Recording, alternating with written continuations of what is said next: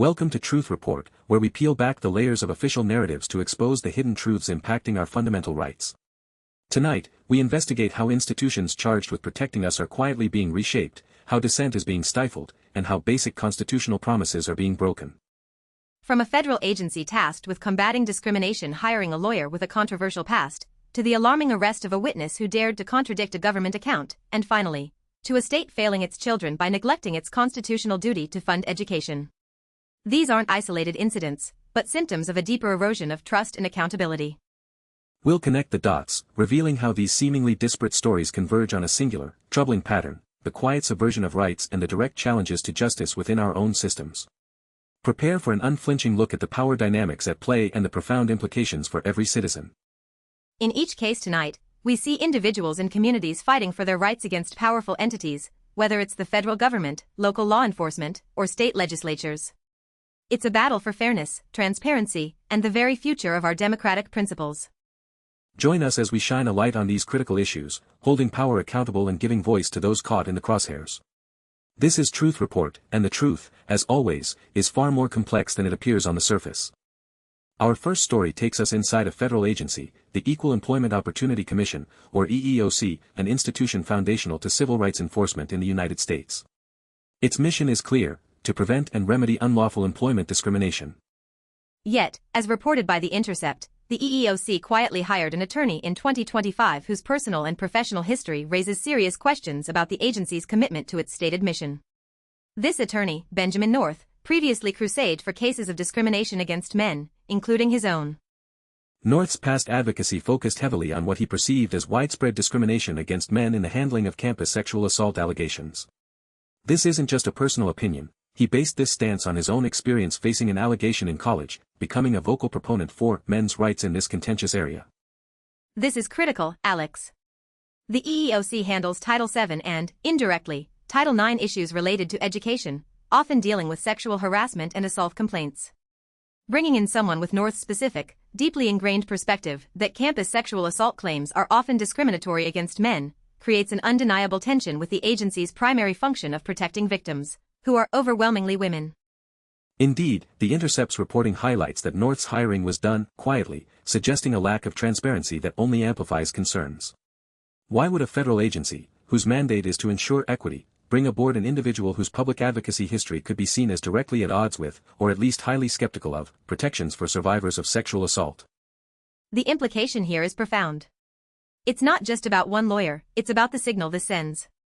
For individuals, predominantly women, who come to the EEOC seeking justice for sexual harassment or assault, North's presence could create a chilling effect. It could foster an environment where victims fear their complaints will be met with skepticism or even hostility from within the agency itself. And the potential for internal bias cannot be overstated.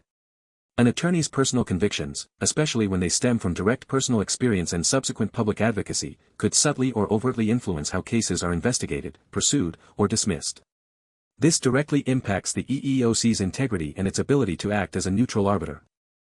Who ultimately benefits from such a hiring? Certainly, those who believe that existing anti-discrimination frameworks, particularly those addressing sexual misconduct, have gone too far in protecting women, or have unfairly targeted men. It lends a veneer of legitimacy to men's rights narratives within a federal enforcement body.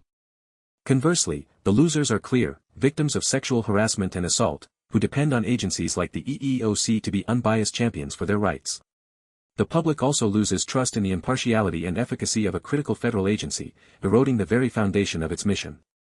This situation reflects a broader pushback against advancements in civil rights, particularly in the wake of movements like #MeToo. It's a strategic insertion of a specific ideology into a powerful bureaucratic structure, potentially redirecting the focus and resources of an agency meant to protect the vulnerable. It's a subtle but significant shift. By quietly integrating individuals with such specific, controversial viewpoints into the very fabric of enforcement agencies, the power structures that determine whose rights are prioritized and whose claims are validated begin to morph, often to the detriment of historically marginalized groups. The question we must ask is this an isolated oversight, or part of a calculated strategy to subtly undermine federal civil rights enforcement from within? The lack of transparency around North's hiring suggests the latter, raising serious alarms about accountability at the highest levels of government. Our next story unveils a disturbing pattern of federal overreach and potential witness intimidation. It takes us to Minneapolis, where a man found himself apprehended by federal agents at the scene of a fatal shooting, not because he was a suspect, but because he had previously contradicted the government's narrative about an earlier incident. According to the Intercept's reporting, this individual, whom we'll call Mr. Smith to protect his identity, was present at the scene where Alex Pretti was killed. What makes his detention so alarming is his history. He had publicly disputed the official account of a prior shooting, putting him at odds with federal authorities. The scene described is stark: Mr. Smith, a civilian, pinned to the ground and detained by federal agents in the immediate aftermath of a highly sensitive and public killing. This isn't just a simple arrest, it's an aggressive, visible act that sends a powerful message, especially to anyone else who might consider speaking out. This is a textbook example of how state power can be used to silence dissent and control narratives. When a witness who offers a contradictory account is then targeted and detained, it creates a chilling effect on free speech and the willingness of ordinary citizens to come forward with information that might challenge official stories. The implications for due process and the integrity of justice are profound. Was there genuine probable cause for Mr. Smith's arrest at the Pretti scene, or was it a retaliatory measure designed to intimidate him and others from challenging federal accounts? The reporting strongly suggests the latter, given his prior history. This kind of action fundamentally undermines the judicial process. For a fair trial or a proper investigation to occur, witnesses must feel safe to provide truthful testimony without fear of reprisal. When federal agents target individuals who speak inconvenient truths, it poisons the well of justice. Who benefits from such heavy-handed tactics? Clearly, law enforcement and government agencies who wish to maintain a singular, unchallenged narrative, especially in high-profile or politically sensitive cases. Controlling the flow of information and suppressing alternative viewpoints serves to insulate official accounts from scrutiny. And who loses? Mr. Smith, for one, whose rights to free speech and to witness an event without fear of arbitrary detention were violated. But more broadly, the public loses. We lose the ability to fully understand events when alternative perspectives are suppressed, and our faith in the impartiality of law enforcement is eroded. This incident connects to a worrying pattern of targeting activists, journalists, and everyday citizens who challenge authority or expose uncomfortable truths. It's a mechanism of control, where the very institutions meant to protect civil liberties are used to suppress them. It's a stark reminder of the power imbalance between the individual and the state. When the government can use its immense resources to intimidate witnesses and silence critical voices, it creates an environment where accountability becomes almost impossible to achieve. This is not just about one man, it's about the sanctity of our democratic right to truth and open discourse. The question here is not just about the legality of Mr. Smith's detention, but the chilling message it sends. How many other witnesses, fearing similar repercussions, will now choose to remain silent, allowing official narratives, however incomplete or inaccurate, to stand unchallenged? The cost to transparency and justice is immeasurable. Our third story turns to the fundamental right of education, focusing on a critical battle brewing in Alaska. 2 school districts are suing the state, asserting that Alaska is failing its constitutional obligation to adequately fund public education. This isn't just a local dispute, it's a direct challenge to the state's commitment to its youngest citizens. ProPublica reports on this crucial lawsuit, which highlights a deepening crisis in Alaska's public school system. The core argument is simple yet powerful. The state constitution mandates that Alaska provide for a robust system of public education, a mandate that these districts claim is being systematically neglected. Alaska is often seen as a resource-rich state, particularly due to its oil revenues. The fact that school districts are forced to sue over inadequate funding suggests a profound misallocation of resources or a deliberate political choice to deprioritize education, rather than an inherent lack of funds. This isn't just about budget shortfalls, it's about the long-term health and equity of the state.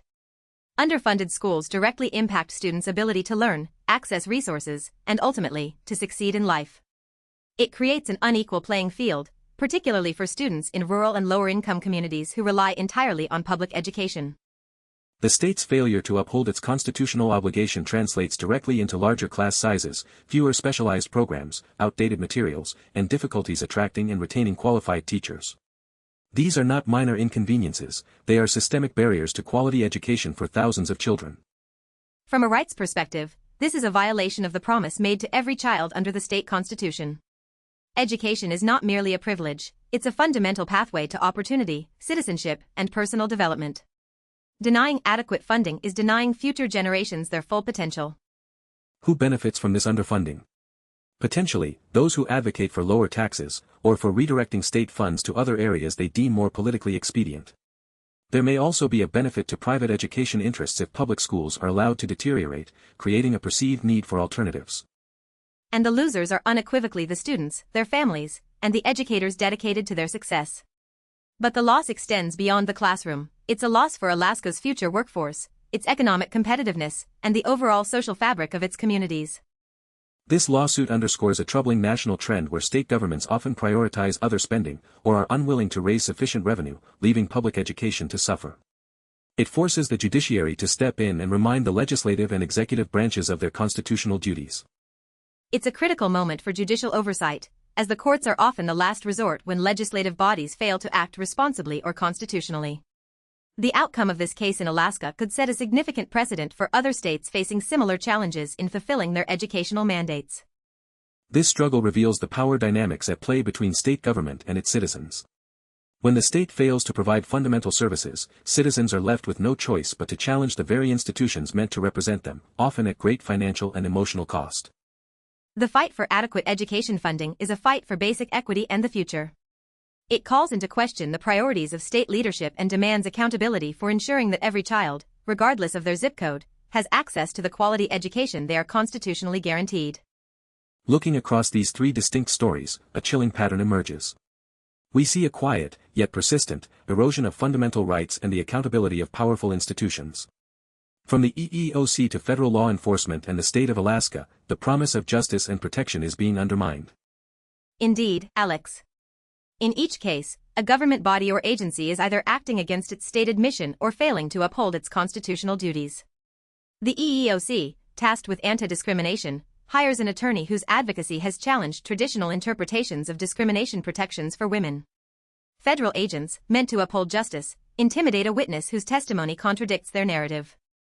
And the state of Alaska, constitutionally bound to provide public education, is actively failing its children, forcing districts to sue.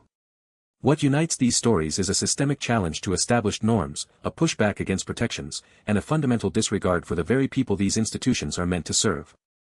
It's a narrative of diminishing transparency and accountability.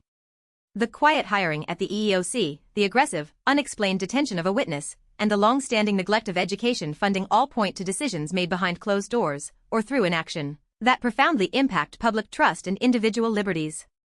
The power structures at play are clear: federal agencies flexing their authority to shape internal policy or control information, state governments prioritizing budgets over constitutional obligations. In each instance, the individual, whether a victim of discrimination, an eyewitness, or a student, is left vulnerable, fighting an uphill battle against immense institutional power. These aren't just isolated incidents of bureaucratic missteps. They represent a concerning trend where the integrity of our institutions is being compromised, and the rights of citizens are being quietly, yet systematically, chipped away. It demands our vigilance and our unwavering commitment to holding power accountable. The stories we've covered tonight highlight a critical juncture for our society. When the very institutions designed to protect rights become ambiguous in their mission, or actively suppress truth, the fabric of our democracy is weakened. We must demand transparency and accountability from all levels of government. Your engagement is vital. We encourage you to research these stories further, to understand the implications for your own communities, and to hold your elected officials and appointed leaders responsible. Speak up when you see injustice, and support organizations that champion human rights and governmental integrity. The truth, as always, is rarely simple, and it often requires us to look beyond the headlines and into the systemic issues. It's a continuous fight for fairness, equity, and justice. We hope tonight's report empowers you to join that fight. Thank you for joining us on Truth Report. We'll continue to investigate, to question, and to bring you the stories that matter most. Good night.